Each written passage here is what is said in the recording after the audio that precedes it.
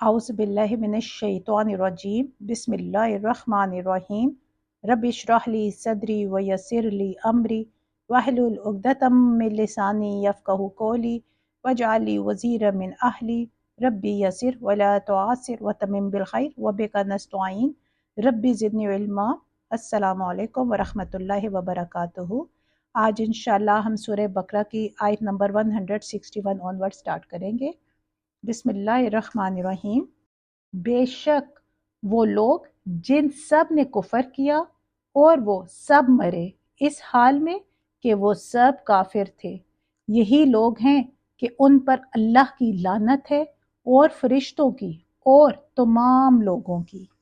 अब देखिए यहाँ अल्लाह ताला ने कुफर करने वालों के लिए कितने सख्त अल्फाज इस्तेमाल किए हैं। कुफर क्या होता है? देखिए हम लोग तो आम रूटीन में पता है क्या समझते हैं, जो गैर मजहबी लोग हैं वो काफिर हैं, वो कुफर करते हैं। हकीकतन ऐसा नहीं है। हकीकतन कुफर के मानी है छुपाने के, इनकार करने के। यानी एक होता है ईमान और एक ईमान के मुकाबले में होता है इनकार। यानी ईमान क्या है? किसी चीज को मानना, कबूल करना। इसके बरक्स कुफर क्या है? ना मानना, रद्द कर देना, इनकार कर देना। अब देखिए कुरान की रूह से कुफर की मुख्तलिफ सूरतें हैं। एक तो ये कि इंसान सिरे से अल्लाह ही को ना माने, उसके इक़्तिदार आला को तस्लीम ही ना करे, वो इस बात से इनकार कर दे कि अल्लाह माबूद है, अल्लाह वाहिद है, अल्लाह ही मालिक है। दूसरा ये कि वो अल्लाह को तो माने लेकिन उसके अहकाम मानने से इनकार कर दे, या फिर इस बात को तस्लीम कर ले कि उसे अल्लाह ही की हदायत पर चलना है, लेकिन अल्लाह की हदायत और अपने अहकाम पहचानने के लिए अल्लाह ताला ने जो दरमियान में वास्ता पैगंबरों का बनाया है ना, वो उन्हें तस्लीम ना करे। मीन अल्लाह को माने लेकिन अल्लाह के भेजे हुए पैगंबर जिनके ज़रिए अल्लाह ताला के अहकामात हम तक पहुँचे हैं, वो उन्हें तस्लीम ना करे। या ऐसे है कि बाज़ ऐसे हैं जो पैगंबरों के दरमियान भी तफरीक करें, यानी कुछ पैगंबरों को वो माने और कुछ का वो इनकार कर दे। या फिर ये कि उन सब चीज़ों को मान ले जो अल्लाह ताला ने बताए हैं, लेकिन जब अमल का वक्त आए तो वो नाफरमानी कर दे। इसका मतलब क्या है? इसका मतलब है कि जब दुनियावी ज़िंदगी वो गुजारता है तो अपने रवैये की बिना जो होती है वो इताअत पर नहीं रखता, बल्कि वो नाफरमानी पर रखता है। यानी दुनियावी ज़िंदगी अल्लाह की नाफरमानी करते हुए गुजारता है। ये तमाम जो रवैये हैं ये बाग़ियाना हैं। इनको कुरान कुफर से ताबीर करता है।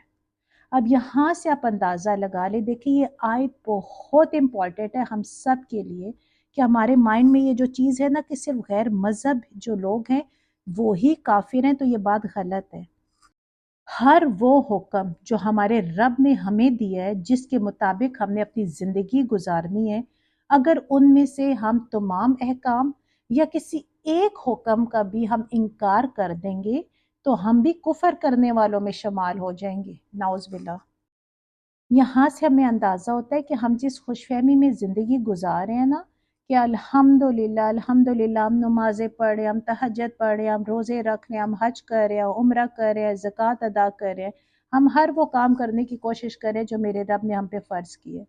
लेकिन देखिए इसके अलावा भी अल्लाह ताला ने पूरी एक आम जो हमारी दुनिया के दिन गुजर रहे हैं ना, हमारे डेली बेस पे जो हम अपनी ज़िंदगी गुजार रहे होते हैं, इसके एक एक अमल का भी अल्लाह ताला ने हमें तरीका बताया है।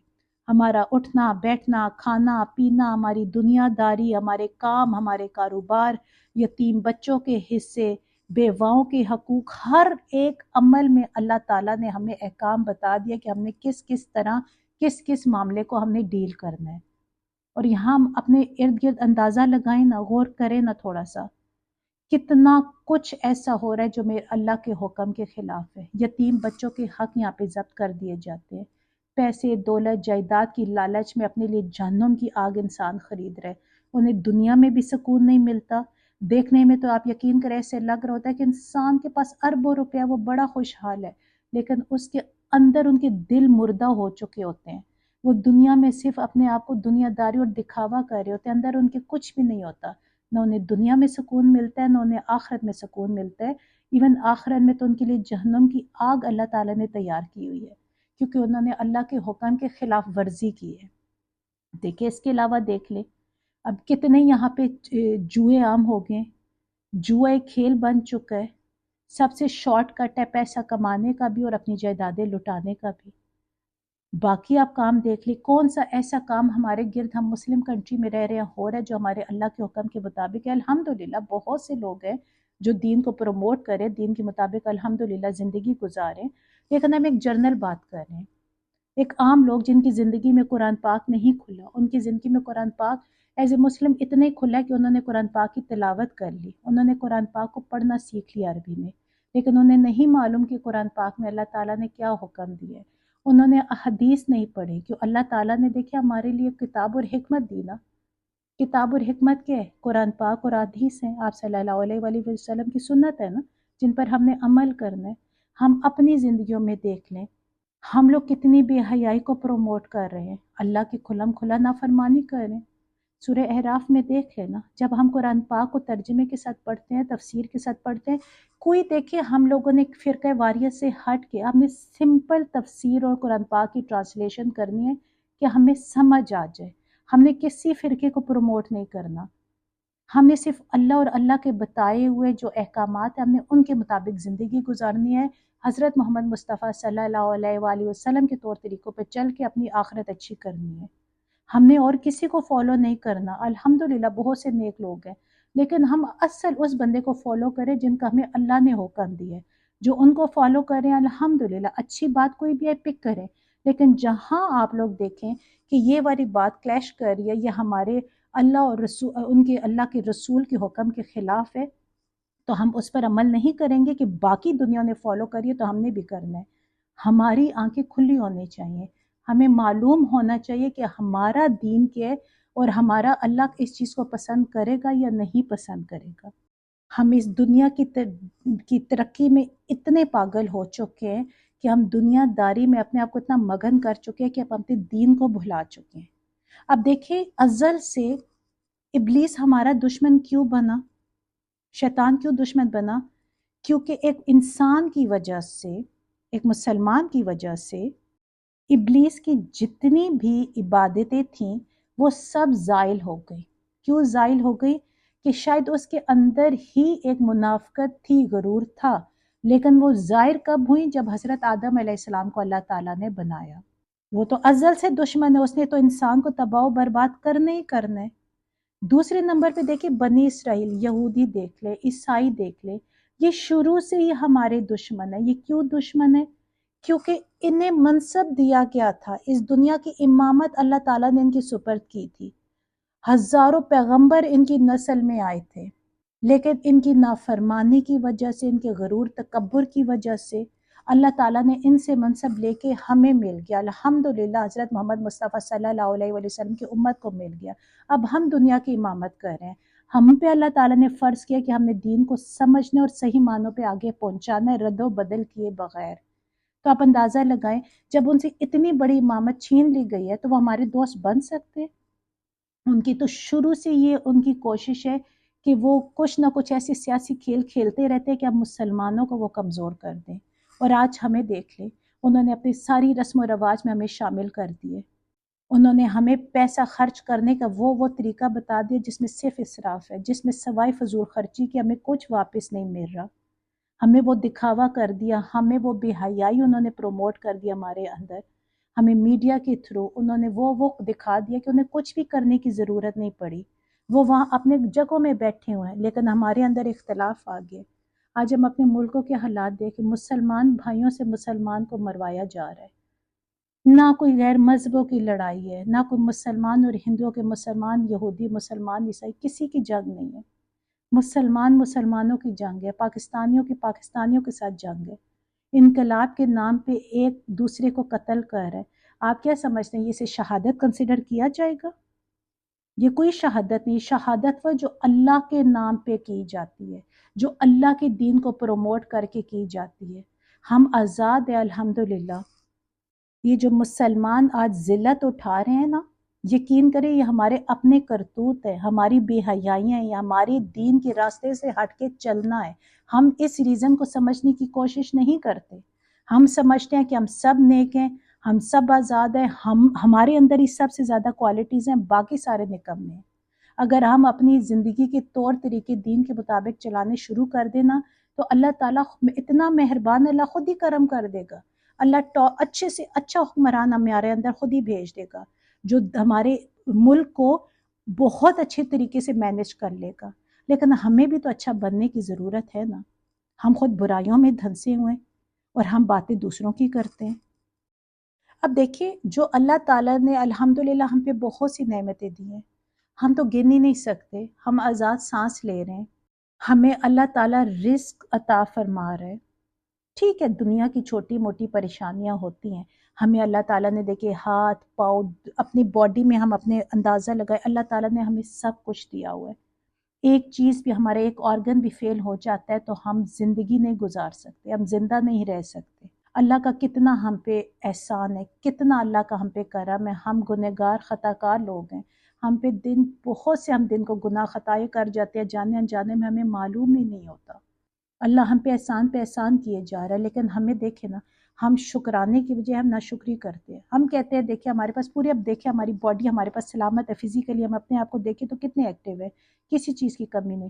پھر بھی کوئی کہہ رہے ہائے میرے یہ نہیں اچھا، میں ایسا نہیں ہوں، میں یہ ہوں، میں وہ ہوں، اپنی خامیاں نکالنا شروع کر دیتے ہیں۔ یہ کتنی بڑی ناشکری ہے، میرا ناک ایسا، میرا کان ایسا، میری آنکھ ایسی۔ یہ آج کل یہ ایک نیا انہوں نے وہ چیز ڈالی ہوئی ہے۔ کتنا اللہ تعالیٰ معاف کرے، کتنا گناہ ہے کہ میرے رب نے سب کو خوبصورت بنایا۔ اصل حقیقت دل کی خوبصورتی ہے نا، لیکن یہ ناشکرا پن ہے نا۔ اللہ ہمیں نعمتوں پہ نعمتیں دے رہا ہے، ہم ناشکرا پن کر رہے ہیں۔ تھوڑا سا کوئی مسئلہ آتا ہے ہم وویلا مچا دیتے ہیں، ہائے مجھے یہ ہو گیا، ہائے میرا یہ ہو گیا، ہائے یہ پرابلم ہو گئی، یہ ہو گئی، میں کیا کروں، ہم ہی رہ گئے۔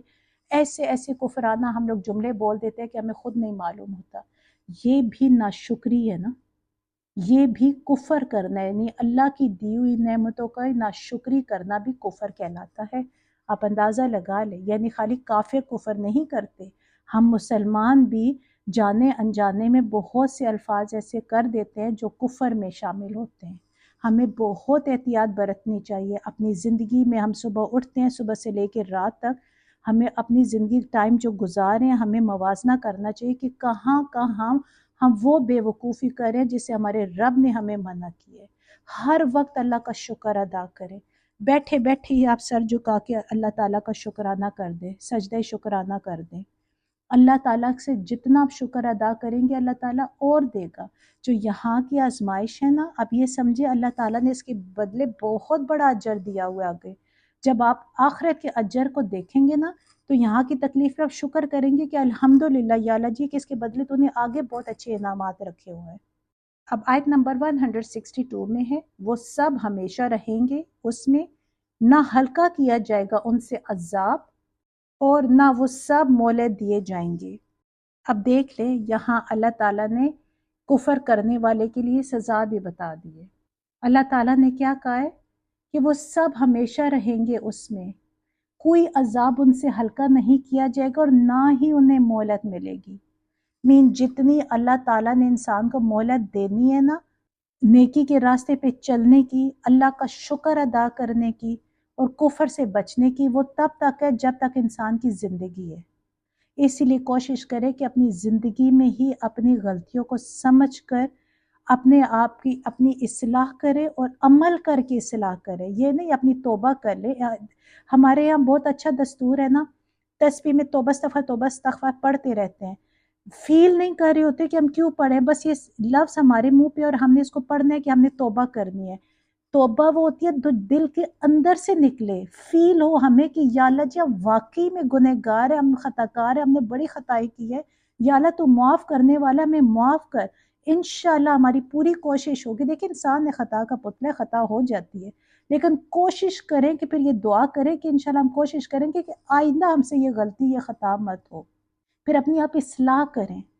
اب دیکھیں ہم کسی کا حق مارتے ہیں نا، خالی توبہ کرنے سے معاف نہیں ہوتی، جب تک اس انسان سے معافی مانگ کے ان کا حق ادا نہ کیا جائے، یا تو وہ معاف کر دے یا پھر آپ اس کو اس کا حق دے دیں۔ بہت سے کام ایسے ہیں جو اللہ کے، دیکھیں ہم بہت سی چیزوں کے، ہم اللہ کے فرائض جو اللہ نے ہم پہ دیا ہم انہیں چھوڑتے ہیں نا، تو ہم اللہ سے معافی مانگ سکتے ہیں، لیکن جب اللہ تعالیٰ نے ہمیں حقوق العباد کو حکم دیا ہے نا، تو یہاں پہ ہم جہاں کہیں بھی غلطی کرتے ہیں، کوئی انسان آپ سے اچھائی اور آپ سے نیکی کر رہا ہے اور آپ اس کی الٹا اس کے احسان ماننے کی بجائے آپ اس کے خلاف ہیں، آپ اس کی برائیاں کر رہے ہیں، تو آپ یقین کریں یہ بھی ایک قسم کا کفر یہ کہ ایک احسان کرو اور اب احسان کے بدلے میں آپ اس کی برائی کر رہے ہیں، تو آپ اسی سے معافی مانگیں گے، آپ اسی کا شکریہ ادا کریں گے، تو تب آپ کو معافی ملے گی۔ یہ حقوق العباد کا معاملہ بہت سخت ہے، ورنہ اللہ تعالیٰ کہہ رہے ہیں کہ یہ جو اللہ تعالیٰ کے احکام، دیکھیں دیکھا جائے تو جو انسان اگر آپ پہ احسان کر کے آپ کو اچھے راستے پہ دکھا رہے اور آپ اس کا انکار کریں، تو دیکھا جائے تو ڈائریکٹ اگر آپ دیکھیں تو یہ اللہ ہی کے حکم کے مطابق وہ بندہ ایسا کر رہا ہے نا، کیونکہ اللہ کا حکم ہے کہ دوسروں کے ساتھ محبت سے پیش آؤ، ان پہ احسان کرو، انہیں انعامات دو، تو آپ دیکھا جائے تو اس بندے کو کرتے ہوئے آپ اللہ کی نافرمانی کر رہے ہیں نا، کیونکہ اللہ کا حکم ہے نا کہ اچھائی کا بدلہ اچھائی سے دینا چاہیے، ایون برائی کے بدلے میں بھی کوشش کریں کہ آپ اچھائی ہی کریں، کہ ہم نے اپنے مذہب کو پروموٹ کرنا ہے، ہمارا مذہب کبھی بھی برائی کو پروموٹ کرنے کو نہیں کہتا، لیکن لوگوں نے ہمارے دین کا مذاق اڑا دیا کہ لوگوں کو معلوم ہی نہیں ہے کہ دین ہمارا کیا حق سچ کا دین ہے ہمارا، تو لیکن ہم لوگوں نے غیر مذہبیوں کے طریقوں پہ چل کے اپنے مذہب کو ہم بدنام کر رہے ہیں، کیونکہ ہم اپنے اوپر نا دین کا رنگ نہیں چڑھاتے، ہم پہلے اپنے جو پرانا ہمارے اوپر رنگ ہے اسی رنگ پہ ہم نیا رنگ چڑھانے کی کوشش کرتے ہیں، تو وہ رنگ اتنا پائیدار ہی نہیں آتا ہمارے اوپر، تو ہم روزانہ ڈگمگا جاتے ہیں، ہمیں اپنے دل کی صفائی کرنی چاہیے، جس وقت ہمارا دل صاف ہو گیا نا، تو یقین کریں انشاءاللہ ہمارے لیے زندگی بہت آسان ہو جائے گی، ایون ہماری آخرت بہت اچھی ہو جائے گی انشاءاللہ تعالی۔ دیکھیے اللہ تعالیٰ بار بار ہمیں بتا رہا ہے کہ ہمیں وہاں مہلت نہیں ملے گی، جب ہمیں یہ معلوم ہے کہ، اور یہ بھی اللہ نے بتا دیا کہ وہاں جا کے ہر بندہ پچھتائے گا، کاش میں ایسا کر لیتا، کاش میں ایسا ہوتا، کاش میں اس کو نہ سنتا، کاش میں اس کو نہ دیکھتا، کاش میں اس کو فالو نہ کرتا، میں اللہ اور اللہ کے رسول صلی اللہ علیہ وآلہ وسلم کی دین کے مطابق زندگی گزارتا۔ جب ہمیں معلوم ہے کہ ہم نے پچھتانا ہے گناہ کر کے، تو ہم کیوں ابھی راہ راست پہ نہیں آ رہے؟ اللہ نے ہمیں دیکھیے ایک لمٹ بھی بتا دی ہے کہ زندگی تک آپ، جب تک آپ زندہ ہو، زندگی گزار رہے ہو، تو آپ معافی مانگ سکتے ہو، اور اللہ بڑا غفور رحیم، اللہ معاف کرے گا اگر بعد میں آپ نے اصلاح کر کے عمل بھی اچھے کرنے شروع کر دیے تو، ورنہ ایسا نہیں، بعض لوگ ہوتے ہیں گناہ کرتے کہتے ہیں اللہ تعالیٰ معاف کرے، پھر وہی کام کر رہے ہوتے ہیں۔ ہم اپنے آپ ہی کو دیکھ لینا، ہم جس وقت شادیوں کے فنکشن آتے ہیں ہم بے حیائیاں کر دیتے ہیں، بے پردگی میں ہم چلے جاتے ہیں، ہر وہ رسم و رواج کرتے ہیں، پھر ہم کہتے ہیں اللہ تعالیٰ معاف کرے، جب نیکسٹ ٹائم آتا ہے تو نیکسٹ ٹائم ہم پھر وہی کام کر رہے ہوتے ہیں۔ یہ ہماری توبہ صرف دکھاوی ہوتی ہے نا، بس ہم نے ایک ٹوٹل پورا کرنا ہے کہ بس ہم نے توبہ کر لی، پھر ہم نے وہ، کیونکہ ہم اپنی اصلاح نہیں کر رہے، جس وقت ہم اپنی اصلاح کریں گے نا، تو پھر ہماری توبہ بھی ایسی ہوگی جو ہم دل سے کرتے ہیں، جو میرا رب چاہتا ہے وہ توبہ ہماری ہوگی۔ اب آیت نمبر 163 میں ہے، اور تمہارا معبود ایک معبود ہے، نہیں کوئی معبود مگر وہ نہایت مہربان اور بہت رحم والا ہے۔ اب دیکھیں یہاں اللہ تعالیٰ پھر اپنی وحدانیت کا بتا رہے ہیں کہ اللہ کے سوا اور کوئی معبود نہیں ہے، وہی ہے جو نہایت مہربان، نہایت رحم والا ہے، یعنی اللہ ہمیں بتا رہے کہ آنکھیں کھولو، میں ہی تمہارا رب ہوں، مجھ ہی سے مانگو، میرے ہی بتائے ہوئے آپ لوگ طریقوں پہ عمل کرو گے تو آپ کی زندگی اور آپ کی آخرت اچھی ہو جائے گی۔ اگر جنت چاہتے ہو تو صرف مجھ ہی کے بتائے ہوئے، میرے ہی بتائے ہوئے طریقوں پر آپ لوگ عمل کرو گے تو آپ کی زندگی اور آخرت اچھی ہو سکتی ہے اور آپ کو جنت مل سکتی ہے، کیونکہ میں بہت، اللہ تعالیٰ کہہ رہے کہ میں بہت مہربان ہوں، میں رحم کرنے والا ہوں، تم میری طرف رجوع تو کرو، تو میری طرف آؤ، مجھ سے مانگو تو صحیح، میں دینے کو تیار ہوں، میں انتظار کر رہا ہوں کہ کوئی مجھ سے مانگے تو صحیح۔ اللہ کتنا غفور رحیم ہے، دیکھیں اب اس سے زیادہ ہم کیا مانگ کر سکتے ہیں؟ اللہ نے ہمیں کھلم کھلا سب کچھ بتا دیا، اس کے باوجود ہم کیا کرتے ہیں؟ ہمارے اوپر مشکلات آتی ہیں نا، تو ہم ادھر ادھر سہارے ڈھونڈنے شروع کر دیتے ہیں، ہم بندوں کو ڈھونڈنا شروع کر دیتے ہیں۔ آج کل جو حاجت روا چلی ہوئی ہے، جو پیری مریدی چلی ہوئی ہے، ان پیر صاحب نے یہ دعا مانگی تو ان پیر صاحب نے یہ کیا، دیکھیے ہمیں اللہ تعالیٰ بتا رہے ہیں نا، ان پیروں کو پیدا کرنے والا کون ہے؟ اللہ۔ اللہ تعالیٰ کہتے ہیں کہ اگر آپ لوگ گناہ کی طرف جاؤ گے نا اور کسی اور کو نعوذ باللہ آپ اپنا معبود بنانے کی کوشش کرو گے تو میں اسی کے ذریعے سے تمہیں دلواؤں گا کہ تاکہ تم اور کفر کی اور تم جاہلیت کی طرف جاؤ اور گناہ کے راستے پہ چلے جاؤ۔ اپنے آپ کو بہت بچانا چاہیے۔ ہم سب کو معلوم ہے ہمیں دینے والا، ہمیں پیدا کرنے والا، ہم سے لینے والا صرف اور صرف اللہ کی ذات ہے۔ صرف اللہ ہی سے امید رکھنی چاہیے۔ دیکھیں اگر ہم اللہ سے امید رکھیں گے نا، ہر وقت صبح دوپہر شام کوئی ایسا لمحہ نہیں ہونا چاہیے جب ہم اللہ کو بھولیں۔ جب ہم اللہ کو یاد کریں گے نا، ہم ہزار برائیوں سے بچ سکتے ہیں۔ جب ہم بے حیائی کرنے لگتے ہیں، ہم صرف سوچ لیں کہ ہم بے حیائی کریں، میرے رب اس کو میرا رب پسند کرے گا؟ بالکل بھی نہیں کرے گا۔ تو پھر میرا رب ہم سے ناراض ہو جائے گا، وہ ناراض ہو گیا تو پھر ہمارا تو ٹھکانہ ہی جہنم ہے۔ اس وقت جس وقت آپ ریئلائز کریں گے نا تو آپ یقین کریں آپ بے حیائی سے بچ جائیں گے۔ لیکن اگر آپ اللہ کو یاد نہیں رکھیں گے، آپ یہ یاد رکھیں گے میں بے حیائی کر رہا ہوں، میں دنیا میں اچھا لگوں گا، دنیا میری تعریف کرے گی، تو پھر آپ دنیا کے ہی ہو کے رہ جاؤ گے اور جہنم آپ کا ٹھکانہ بنے گا۔ اللہ تعالیٰ ہمیں بار بار کہہ رہے ہیں میں بہت رحم والا ہوں، یعنی اللہ کہہ رہے ہیں میری طرف آنے والے بنو، غلطیاں ہو گئی، گناہ ہو گئے، مجھ سے معافی مانگو، اپنی اصلاح کرو، میں رحم کرنے والا ہوں۔ دیکھیں اللہ تو وہ ہے جسے چاہے معاف کر دے، ہمیں نہیں معلوم نا، ہم تو صرف کوشش کر سکتے اور اپنے رب سے امید کر سکتے ہیں، اور انشاءاللہ اللہ بہت غفور الرحیم ہے، ہمیں پورا اعتبار ہے، ہمیں ہمارا یہ دین، ہمارا یہ مذہب ہمیں یہ بتاتا ہے، ہم نے صرف اپنے اللہ پہ ایمان رکھنا ہے۔ اور جب انسان کا اپنے رب پہ عقیدہ مضبوط ہو جائے نا، پھر انسان دنیا کو فوقیت نہیں دیتا۔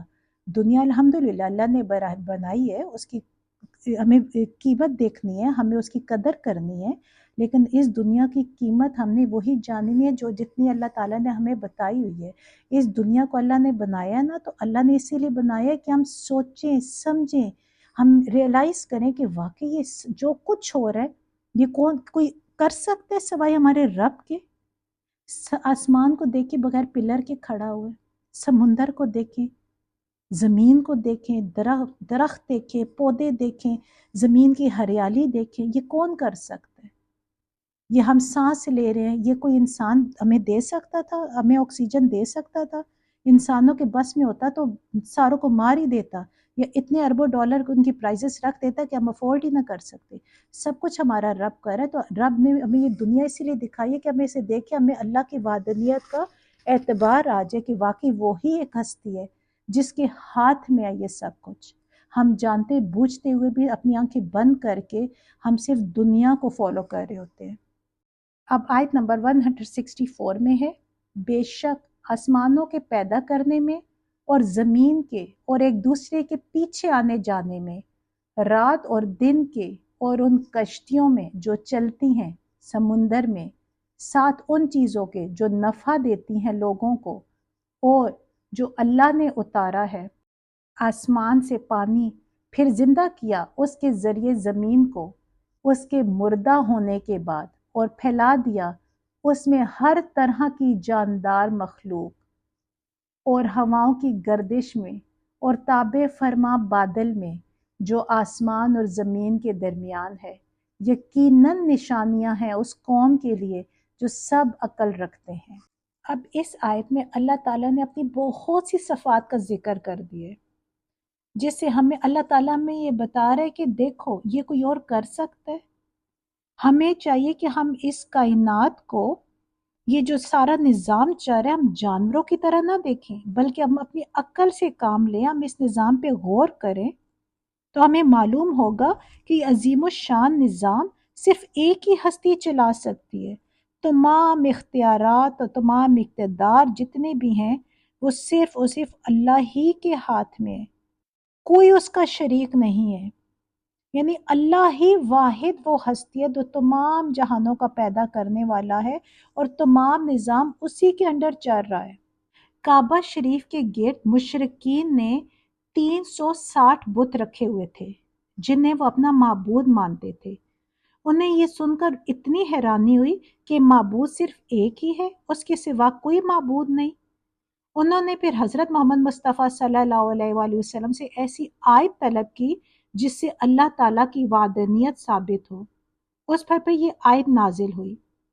انہیں یہ بتایا گیا کہ آسمان اور زمین کی تخلیق، آسمان کی بلندی، اس میں چمکتے ہوئے ستارے، اس کا بغیر ستونوں کے قائم ہونا، سورج، چاند، ستاروں کے ذریعے اس کی زینت، سب میرے رب کی دیکھے اللہ کی قدرت کی نشانیاں ہیں۔ انہیں اللہ تعالیٰ نے سب کچھ بتا دیا۔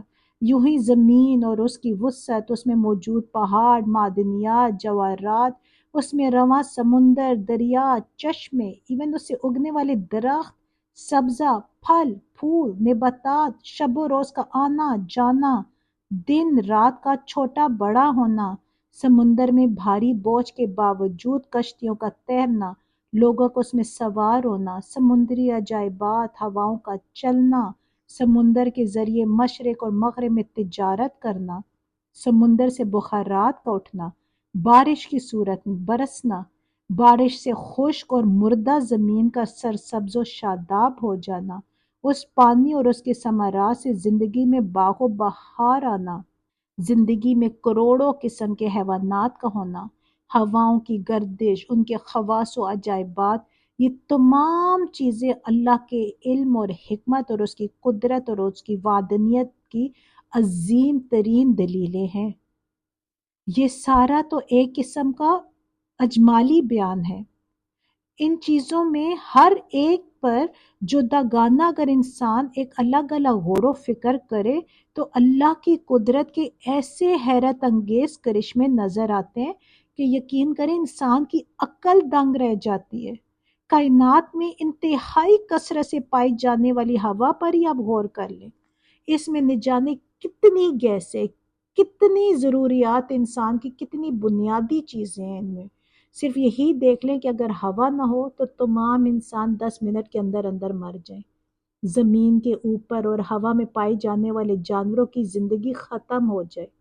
یہ تو اللہ تعالیٰ کی ایک قسم کی صرف ایک تاثیر ہے، جبکہ قدرت الہی کی خربوں سے زائد قسموں میں ایک ایک چیز میں کروڑوں عجائبات ہیں۔ کسی زمانے میں آنکھ کو صرف دیکھنے کا ایک آلہ سمجھا جاتا تھا، اور علمی ترقی کے ساتھ ساتھ آنکھ کے ایسے ایسے ظاہری، باطنی، جسمانی اور روحانی عجائبات سامنے آ رہے ہیں کہ اب صرف آنکھ سے متعلقہ علوم کی اقسام نہ جانے کتنی ہیں۔ لاکھوں لوگ اس علم کے ماہر ہونے کے باوجود اس کا دعویٰ نہیں کر سکتے کہ ہم نے آنکھ سے متعلق ہر چیز کا علم حاصل کر لیا ہے۔ اس لیے کہتے ہیں سائنسی علوم بھی ضرور، آپ لوگ سائنسی علوم میں بھی عبور حاصل کرو، کیونکہ جتنا سائنسی علم زیادہ ہوگا اتنی ہی اللہ کی عظمت اور اس کی قدرت کی پہچان زیادہ ہوگی۔ اگر دین اسلام کی خدمت اور اللہ کی معرفت کی نیت سے سائنسی علوم سیکھتا ہے نا کوئی انسان، تو یہ بھی ایک عظیم عبادت ہے۔ اللہ تعالیٰ نے جو کائنات میں غور و فکر کا حکم دیا ہے، اس حکم کی تعمیل جو ہے یہ بھی قرار پا جائے گی، کیونکہ جب غور کریں گے تو ہمیں معلوم ہوگا نا۔ دیکھیے ہر چیز کا خالق اللہ ہے۔ ہم جتنی بھی کریشن کر لینا، جس چیز سے ہم کوئی چیز کریٹ کر رہے ہوتے ہیں اس کا کریٹر صرف ہمارا رب ہوتا ہے۔ ہر چیز ہمیں یہ ریئلائز کروا لی ہے کہ اللہ ہی ہر چیز کا مالک ہے، اس کے باوجود ہم ڈگمگا جاتے ہیں، ہم اس ہستی کو چھوڑ کے ہم ان بیکار چیزوں کے پیچھے پڑ جاتے ہیں جن کی کوئی ویلیو، کوئی حیثیت ہی نہیں ہوتی۔ اب آیت نمبر 165 میں ہے، اور لوگوں میں سے جو بناتے ہیں اللہ کے علاوہ شریک، پھر وہ سب محبت کرتے ہیں ان سے اللہ سے محبت کی طرح، اور وہ لوگ جو سب ایمان لائے زیادہ سخت ہیں محبت میں اللہ کی، اور کاش دیکھ لے وہ لوگ جن سب نے ظلم کیا جب وہ سب دیکھیں گے عذاب کو۔ بے شک قوت تو اللہ کے پاس ہے تمام، اور بے شک اللہ سخت عذاب دینے والا ہے۔ اب دیکھیے اللہ تعالیٰ اپنا رحم کرنے والا بھی بتا رہا ہے کہ میں بہت رحم کرنے والا ہوں، میں مہربان ہوں۔ پھر اللہ تعالیٰ نے اپنی نشانیاں بھی بتائی کہ نشانیوں کو دیکھ کے سمجھو کہ میرے علاوہ کچھ یہ کر کے دکھا سکتا ہے، کچھ پیدا کر سکتا ہے، کچھ کریٹ کر سکتا ہے۔ اب یہاں پہ اللہ تعالیٰ پھر ان لوگوں کے بارے میں بتا رہا ہے کہ کچھ لوگ ایسے بھی ہیں جو اللہ کو چھوڑ کر کچھ اور چیزوں کو اس کا ہمسر اور مد مقابل بنا دیتے ہیں، یعنی وہ ان سے ایسی محبت کرنے لگتے ہیں جیسے اللہ سے کرنی چاہیے۔ یہ ہم سب کے لیے ہے۔ یہ دیکھیں یہ کیا ہے، یعنی ہر باشعور انسان جو ہوتا ہے وہ کسی شے کو اپنا آئیڈیل بنا دیتا ہے، پھر وہ اسے بھرپور محبت کرتا ہے، اسی کے لیے جیتا ہے، اسی کے لیے مرتا ہے، قربانیاں دیتا ہے، اسی کے لیے ایثار کرتا ہے۔ چنانچہ کوئی قوم کے لیے دیکھیں، کوئی وطن کے لیے، اور کوئی خود اپنی ذات کے لیے قربانیاں دیتا ہے۔ لیکن اللہ تعالیٰ کہہ رہے جو سچا مومن ہوتا ہے نا، وہ یہ سب کے سب کام صرف اللہ کے لیے کرتا ہے۔ وہ اپنا مطلوب، اپنا مقصود، اپنا یعنی محبوب صرف اور صرف اپنے اللہ کو بناتا ہے۔ وہ اسی کے لیے جیتا ہے، وہ اسی کے لیے مرتا ہے۔ دیکھیے سورہ الانعام میں ہے نا، اِنَّ صَلَاتِي وَنُسُكِي وَمَحْيَايَ وَمَمَاتِي لِلَّهِ رَبِّ الْعَالَمِينَ، بے شک میری نماز، میری قربانی، میرا جینا اور میرا مرنا اللہ ہی کے لیے ہے جو تمام جہانوں کا پروردگار ہے۔ اس کے برعکس عام انسانوں کا معاملہ کیا ہے؟ وہ اپنے ذہن سے ایک معبود تراشتا رہتا ہے، پھر اسی سے محبت کرتا ہے، اسی کے لیے قربانیاں دیتا ہے۔ آج اندازہ لگا لینا، ہم اپنے ملک کے حالات دیکھیں نا، کیا ہم اللہ کے لیے لڑ رہے ہیں؟ کیا ہمیں یہاں پہ نماز پڑھنے میں، روزہ رکھنے میں، زکوٰۃ دینے میں، کوئی دینی عمل کرنے سے ہمیں کوئی روک رہے؟